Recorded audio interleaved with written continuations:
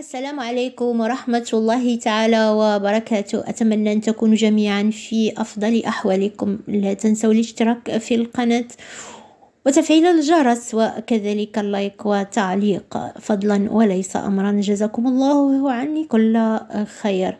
اليوم غادي نتكلمكم على الهدية القيمة اللي هداها الملك الحسن الثاني عليه رحمة الله للجزائر بعد استقلالها على الفور. في أول زيارة للملك الحسن الثاني إلى الجزائر عقب حصولها على الاستقلال، وتحديدا في مارس 1963، تم تأويل مساعدة المغرب للبلد حديث الاستقلال على نحو آخر.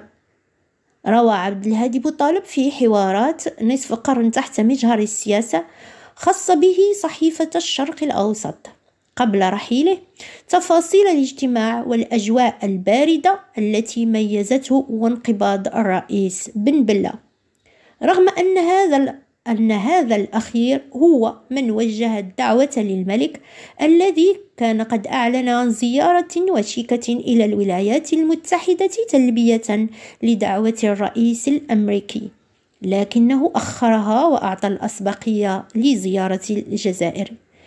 يقول بوطالب: رافقته بوصفي وزير الإعلام والشباب والرياضة، وأتاحت لي هذه المرافقة أن أتعرف على الجزائر لأول مرة. أعد الملك الحسن الثاني كل ما يلزم لتعكس زيارته مشاعر المودة والأخوة والتعاطف المتأصلة بين شعبي المغرب والجزائر، وحرص على أن يحس القادة الجزائريون بدفء حرارة العواطف المخلصة التي يكنها لهم ملك المغرب، ففجر منها شحنات دافقة بالعطف، وأطلق للإعراب عنها يده سخية معطاءة، حيث حمل معه متنوع الهدايا، وكان من بينها 23 سيارة مرسيدس من النوع الكبير. اسمعوا جيدا، هدى لهم 23 سيارة مرسيدس من النوع الكبير جاءت من مصانعها بألمانيا إلى المغرب ليلة الزيارة. يعني احنا علاش كنتكلموا في أي تاريخ؟ هذا تاريخ 1963. يعني الهدية كبيرة جدا ومهمة جدا جدا، ولكن هذه الهدية ما كانش هي بوحدها اللي عطاهم 23 سيارة مرسيدس من النوع الكبير، كان معها هدايا أخرى، هذه غير من بين الهدايا. هذه السيارات وضعها في خدمة الوزراء الجزائريين 23 الذين كانوا يشكلون حكومة بن بلة. تقبل الرئيس الجزائري الهدية على مضض. يعني شكون هو الرئيس الجزائري ذاك الوقت؟ كان بن بلة. شنو كيقولنا عبد الهادي بوطالب واللي كيحكي هذا الشيء؟ قال لك تقبل هذه الهدية على مضض، يعني ماشي فرح بها ولا شي حاجه، بحال بزز منه خداها وصافي، مش ما بغاش يبين انه ما بغاهاش، ولكن هو تقبلها. مهم حيت كانت باقي العلاقات وكانت باقي الجزائر يلا خدت الاستقلال ديالها، وكان عنده مشكل انه لما تقبلش شي حاجه يلا واخد الاستقلال غتجيب شي شكل. وكانوا المغاربه هما اللي عاونوهم، هذه معروفه القصه ان المغاربه هما اللي عاونوهم على باش ياخذوا الاستقلال. واخا يدخل دابا اي واحد يقول لنا شي حاجه اخرى، التاريخ يحكي ذلك في بزاف المواضيع بزاف المواقع والمواضيع. هاد الرئيس اللي كان ذاك الوقت بن بلة قال لك هو لم يضحك بن بلة قط ولا ابتسم، يعني ما عجبوش الحال وما خدا حتى شي حاجه، وما بغاش، ماشي ما خداش، هو خداهم ولكن كان ما عجبوش الحال. ما عرفتش علاش، الله اعلم، واش هو يا ما جاتو شي شكل ياخذ، حقاش هو عنده بزاف ديال التصريحات. هاد بن بلة عنده بزاف ديال التصريحات ضد الملك الحسن الثاني.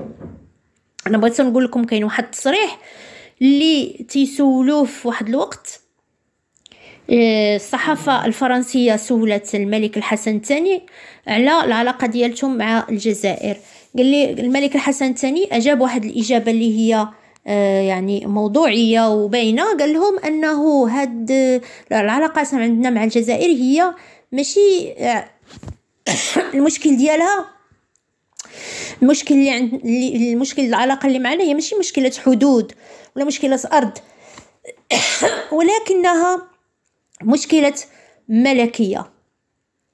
ومنهم هاد بن بلال اللي كان قال في واحد التصريح أنه بالنسبة ليه أن الملكية شي حاجة اللي فات عليها الزمن وخصها ما تبقاش. وكاين هاد التصريح راه كاين اللي بغى يرجع ليه يمشي يبحث عليه ويلقاه. قالك بأن كيفاش واحد النظام اللي هو كان كيمثلوا اللي هو نظام شيوعي ما عرفتش شنو هو، اللي حداه واحد النظام ملكي اللي كيرجع للعصور وعنده يعني عنده قرون طويله. كيفاش هو بالنسبه ليه ضروري خص هاد الملكيه ما تبقاش.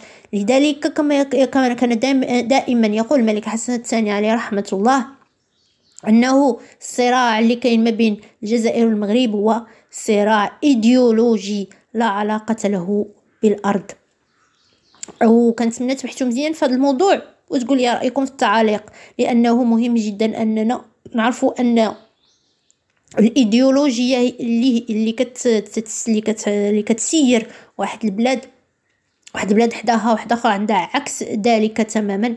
راهم بالنسبه لهم الملكيه في المغرب هي اللي دايره لهم مشكل. لذلك انا حاولت نعطيكم هذه الفكره، وكنتمنى ترجعوا تبحثوا في التاريخ ديالكم اكثر واكثر. اقول لكم اتمنى يكون عجبكم الفيديو وتنشروه ويعني وتحاولوا تشاركوه، واقول لكم في امان الله ورعايته، والسلام عليكم ورحمه الله تعالى وبركاته. السلام.